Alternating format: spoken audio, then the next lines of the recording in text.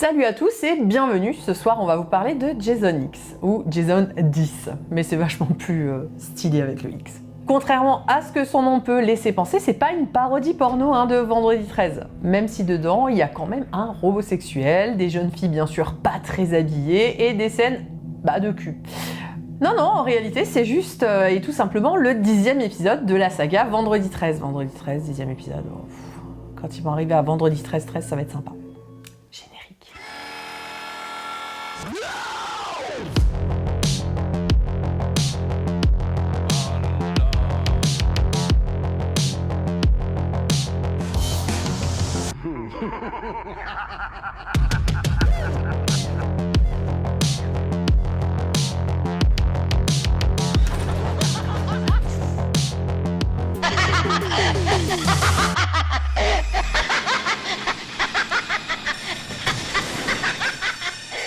Donc on avait déjà parlé de la saga Vendredi 13 dans sa globalité il y a longtemps, mais on s'est aperçu qu'on avait pas mal parlé des personnages et de la jeunesse de la saga, mais pas forcément des films en détail. Petit disclaimer, on part du principe que tout le monde connaît la saga Vendredi 13, mais ça va spoiler à balle. Donc voilà. Si vous n'avez pas vu Jason X, allez le voir, revenez voir la vidéo après. Alors nous sommes des fans de la saga pour ce qu'elle est, mais il faut bien avouer qu'en termes de qualité, c'est assez inégal. Et l'épisode qui va nous intéresser aujourd'hui est quand même sacrément perché, d'où sa place dans cette chronique. Sorti en 2002, le film met en scène Jason, qui tue des gens. Jusqu'ici, rien d'anormal. Sauf que Jason, il tue des gens dans le futur, dans l'espace. Bon, déjà, vous l'avez constaté dans cette phrase, il y a clairement des mots qui ne vont absolument pas ensemble. Et comment est-ce que Jason se retrouve dans le futur, dans l'espace? Bon, alors à partir de là, il va falloir vous accrocher. Attachez vos petites ceintures, on va partir, et autant vous dire qu'on va partir loin, très loin, et qu'il va falloir rester concentré. Alors on va faire quelque chose ici qu'on n'a absolument pas l'habitude de faire, à savoir vous pitcher le film de manière très détaillé, parce que ça vaut quand même son pesant de cacahuètes. Alors j'espère que vous êtes prêts, c'est parti. Le film commence dans le futur de 2010. Rappelez-vous que le film est sorti en 2002, où on trouve un Jason captif, puisque capturé par le gouvernement des États-Unis en 2008. Déjà, si vous vous souvenez de l'épisode précédent, qui s'appelle Jason va en enfer, il y a un élément qui manque. Comment Jason est revenu d'entre les morts, puisqu'à la fin de Jason va en enfer, Jason va en enfer en fait. Et comment le gouvernement des États-Unis a capturé Jason? Le film ne le dit pas, donc démerde-toi avec ça. Et donc bien sûr, ces braves personnes du gouvernement se sont dit que comme personne n'arrivait à tuer notre très cher Jason, ils ont décidé de le cryogéniser. Pourquoi? Vous allez nous demander. Tout simplement parce que David Cronenberg, c'est lui là, il aimerait bien utiliser Jason pour ses recherches sur la régénération cellulaire. Et d'un côté, comme il se régénère d'un film à l'autre, c'est pas comme si c'était con comme logique finalement. Sauf que bien évidemment, ça va mal se passer, sinon il n'y a pas de film. Jason, il va buter tout le monde, bien évidemment. Et malgré ça, il va quand même réussir à finir congelé, en emmenant avec lui Rowan, une des scientifiques qui voulait le congeler. Bim, saut dans le temps, on se retrouve en 2455. Là, pour le coup, on est vraiment dans le futur. À ce moment-là, dans le futur, un groupe d'étudiants en voyage d'études dans l'espace, ne me jugez pas, c'est dit comme ça dans le film. Pourquoi aller à New York quand on peut aller dans l'espace? Exact, surtout qu'il est déjà allé à New York. C'est vrai. Donc, des étudiants accompagnés d'un robot scientifique, vous allez comprendre tout à l'heure pourquoi je mets des gros guillemets insupportables comme ça, viennent récupérer Jason et Rowan à Crystal Lake, donc là où ils étaient congelés 400 ans avant, d'accord? Ils l'emmènent dans un vaisseau, parce que sur Terre en 2455 c'est le bordel et c'est plus vivable, ok? Donc, Rowan est décongelé, et Jason, lui, il est emmené à la mort pour être disséqué parce qu'il est en trop mauvais état. Bien sûr, il revient à la vie, visiblement passablement agacé par un couple de fornicateurs. Et comme on est dans un vendredi 13, même si c'est dans l'espace, Jason, les fornicateurs, il aime pas ça parce que ça lui rappelle des mauvais souvenirs. Et s'ensuit, par contre, pour le coup, en ce qui nous concerne, un des meilleurs meurtres de toute la saga. Alors, je pense que le budget du film est passé dans tout ce qui se passe là, en fait, parce que le début du film est juste hallucinant. À mon avis, tout le budget est passé dans les 15 premières minutes du film. Il y a aussi un mec dans ce film qui veut vendre Jason. Et là, vous allez nous dire pourquoi, encore une fois, parce qu'il y a quand même beaucoup de fois où on se dit mais pourquoi? Et tout simplement parce qu'il se dit qu'il peut quand même lui rapporter un max de pognon. Logique.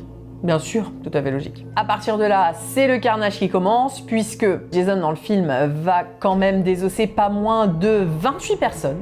Oh oui, 28. Je crois que c'est ce que Freddy Krueger a tué en 10 films. En fait. Voilà. Et ben c'est clairement ce qui fait le plus gros body count de la saga, ni plus ni moins. Et absolument tout y passe. Éclatage de tête préalablement congelé, perforation, démembrement, cassage de nuque, décapitation, blablabla. En tout cas, le gore est au rendez-vous, contrairement à certains épisodes précédents. Alors à ce stade du film, ça fait à peu près une demi-heure. On a déjà appris que Jason est toujours une célébrité dans 400 ans, qu'on peut vendre des cadavres de serial killers, et que les androïdes peuvent être complexés par leurs boobs. On va revenir sur ce point tout à l'heure, parce que c'est quand même très important d'en parler. On est à un tiers du film, et on est déjà quand même pas mal sur l'échelle du what the fuck. Là, moi je pense que là, avec ce film, on pourrait créer vraiment une échelle. Ah, je pense. Qu'on pourrait se mettre, tu vois, à la fin. L'échelle de Jason. Ouais. Et donc, comme dans tout bon Vendredi 13 qui se respecte, les joyeux fornicateurs, parce qu'il y en a encore une fois dans le film, ne vont pas faire long feu. On va donc avoir des scènes de cul, Bien sûr. dont une BDSM entre une étudiante et son professeur, étudiante qui visiblement d'ailleurs a très envie d'avoir ses examens sans trop se fouler. Alors il y a aussi une escouade de soldats sur le vaisseau, parce que, mais qui va pas servir à grand chose si ce n'est à venir en garniture pour Archie Parmentier. Par contre, il y a un robot qui s'appelle KM, qui est officiellement un androïde scientifique, rappelez-vous, on en a parlé tout à l'heure, créé par un des étudiants qui est présent sur la station, ok? Mais en réalité, on va pas se mentir, c'est juste un robot sexuel. Donc en fait, le mec qui l'a créé, c'est Howard Wolowitz, pour ceux qui ont la ref. Androïde, qui visiblement peut ressentir de l'excitation sexuelle, et qui visiblement est complexé par ses nibards. Je vous jure que c'est dans le film, parce qu'à un moment donné, l'étudiant qui l'a créé, il lui a fait des boobs, mais il lui a pas fait de tétons, ok? Et elle aimerait bien en avoir, de préférence qui ressemblent à ceux de Janessa, une autre étudiante de la station, celle qui avait très envie de passer ses examens. Ça veut dire qu'elle a vu les seins de cette étudiante. Voilà. Non, je vous jure, il y a vraiment une scène où il lui fait essayer des faux tétons. C'est vraiment dans le film. On peut dire que c'est comme si le T-800 dans Terminator était complexé par la taille de sa zigounette. Donc, KM va level up au passage après qu'un créateur soit tombé amoureux d'elle. En même temps, il y a quand même une petite tension sexuelle depuis le début. Elle va quand même lui dire qui c'est ta maman. Voilà. En lui roulant une galoche. Alors, du coup, notre très chère KM, elle est devenue une espèce de ninja avec des flingues. Elle va se fighter avec Jason, elle va lui péter la gueule au sens littéral, puisqu'il va partiellement se faire démembrer et arracher la moitié de la tête. Sauf que le Jason est tombé dans un module de régénération cellulaire, non, parce que sinon le film il s'arrête et c'est complètement con, et que comme il est trop endommagé, le bidule va le reconstituer avec des éléments synthétiques, et c'est là qu'il devient un Terminator. Donc Jason dans Jason X devient un Terminator. Voilà. Et vous savez quoi? C'est une super idée dans ce film. Un putain de Jason Terminator, quoi. C'est pas dit ouvertement que Jason est un Terminator, mais ça devient juste un putain de cyborg, littéralement. Qui s'appelle d'ailleurs Uber Jason.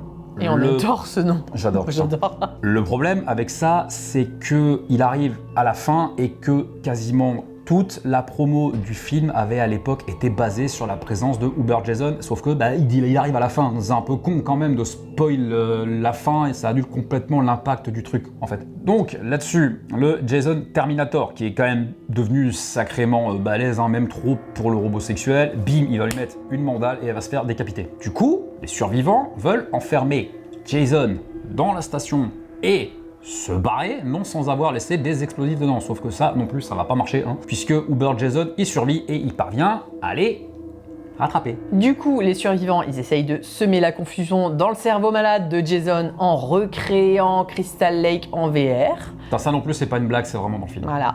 Ce qui là aussi nous gratifiera d'un double plan Nibar. Parce qu'on est dans un Vendredi 13. Mais également d'une mise à mort plutôt jouissif dans lesquelles l'expression de Daron je vais en prendre un pour taper sur l'autre prend tout son sens. Alors ils espèrent pouvoir abandonner Jason sur la station et se barrer, sauf que, encore une fois, ça ne marche pas. Une explosion envoie Jason vers le vaisseau des survivants qui, par bonheur, est intercepté par Brodsky. Jason, pas le vaisseau. Qui était resté pour affronter Jason pendant que les autres se barraient, voilà. Et d'ailleurs, on n'en a pas parlé, mais Brodsky a quand même la vie sacrément dure, puisqu'il va se faire transpercer 2 fois quand même, se taper avec Jason, non sans nous nous avoir gratifié de quelques petites punchlines bien senties. Il faut plus qu'une lame dans le ventre pour abattre le sergent Brodsky. Ça devrait l'achever.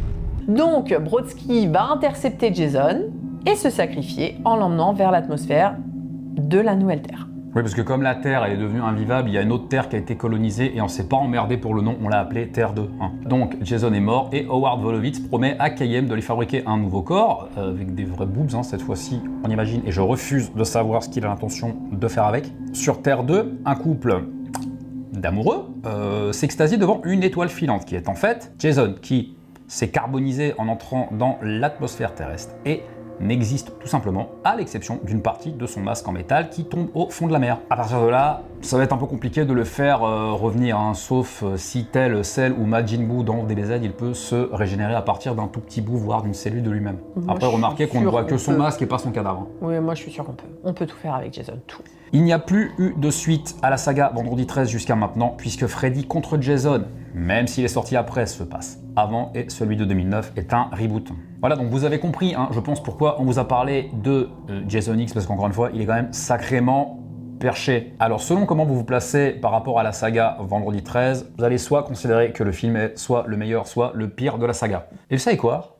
Eh ben nous, on aime bien ce film. Parce que les producteurs ont manifestement pris totalement conscience du n'importe quoi dans lequel la saga était tombée, et du coup, ils ont choisi de pousser les curseurs du n'importe quoi à fond, en jouant à fond la carte du second degré. Le film ne se prend jamais au sérieux, et il pousse volontairement à l'extrême tous les clichés des précédents films de la saga. On est presque dans une sorte de parodie qui va multiplier les références sans jamais être cynique, ultra généreuse et qui nous gratifiera des meurtres parmi les plus jouissifs de la saga. Et en plus, le gore est de retour à un moment où le cinéma d'horreur commençait peut-être un petit peu à s'aseptiser. Malgré son aspect parodique, le film respecte tout de même la mythologie de la saga, même si certaines choses sont manquantes. Par exemple, il n'y a aucune allusion à Pamela. Et on sent que le projet était assez ambitieux tout de même.